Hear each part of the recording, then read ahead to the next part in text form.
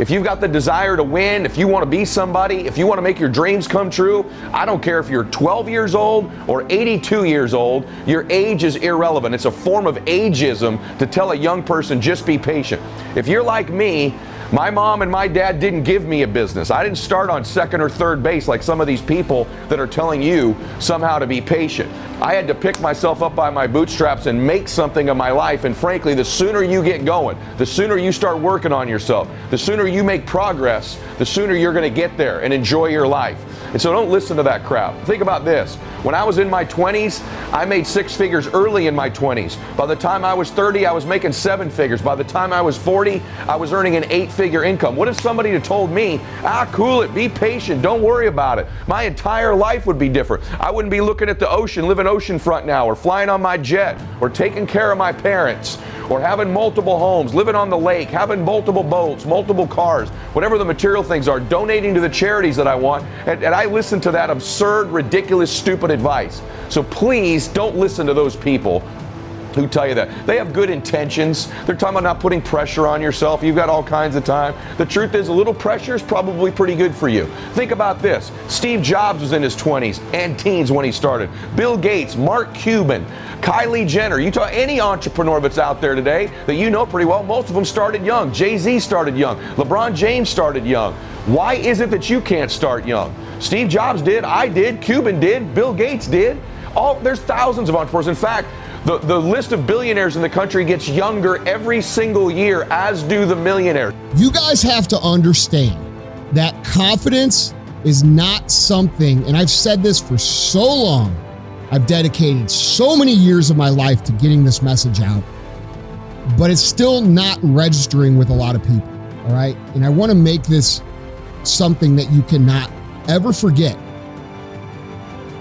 You have to understand right now that if you wait for yourself to just naturally feel confident and you look at other people and you see, oh, that person seems like they've really got their shit together and they seem so confident all the time and they always know what to do and they always listen, you are confusing yourself out of the reality and victimizing yourself unintentionally. And here's what I mean by that.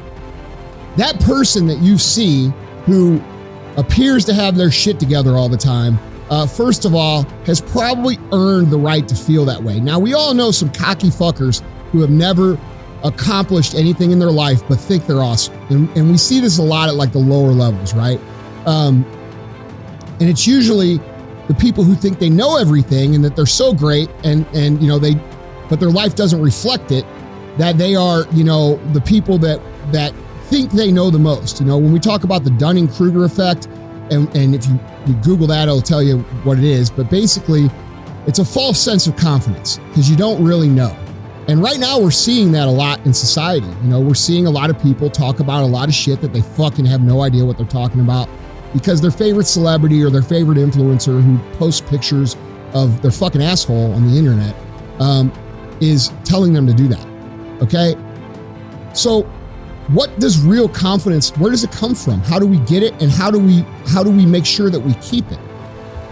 Well, here's the thing you need to understand is when you do everything you can, when you, on a daily level, and this is why I talk about Win the Day, which is episode 16 on Real AF.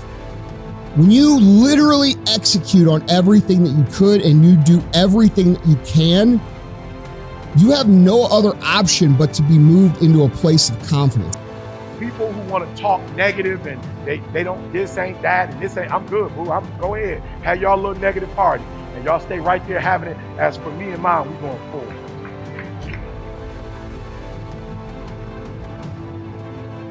Amen. I'm not interested in what you think about what God told me to do. God told me to do it. We're not about to have a conversation about, we're not going to have a board meeting about what God told me to do. We're not going to discuss it. This is what God told me to do. I'm going forward. If you want to go forward with me, hey man, come on. When MBJ called me and told me to come to LA, I wasn't on no, well, I have a schedule right now. God was like, yo, this is the opportunity to do it. Like, okay, get on that plane and get to. I'm just saying, God is like, yo, if you just do my will, why are you still on your will? Why are you still doing your will? It's not working. You will pay the fare when you don't do what God tells you to do.